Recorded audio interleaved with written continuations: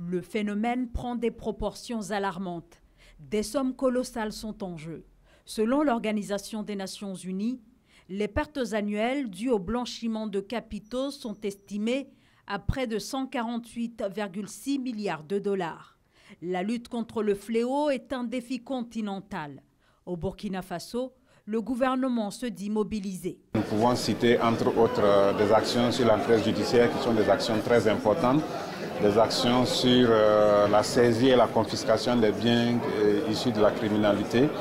Également, une plateforme a été développée sur tout ce qui est régie des bénéficiaires effectifs.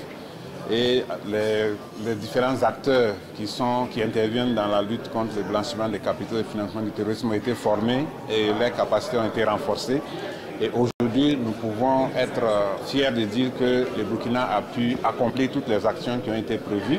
Des mesures urgentes devant ce phénomène qui, selon la Banque mondiale, représenterait jusqu'à 10% du PIB de certains États africains. Premièrement, il s'agit de confirmer si les réformes et les mesures importantes que le Burkina Faso a prises au cours des dernières années sont pleinement en place et durables. Deuxièmement, il faut déterminer s'il existe un engagement politique de haut niveau pour continuer la mise en œuvre, l'amélioration et maintenir le cadre de lutte contre le blanchiment de capitaux et du financement du terrorisme du pays. D'après l'ONU, la mise en place de systèmes efficaces de lutte contre le blanchiment de capitaux peut permettre de récupérer chaque année jusqu'à 30% des fonds détournés.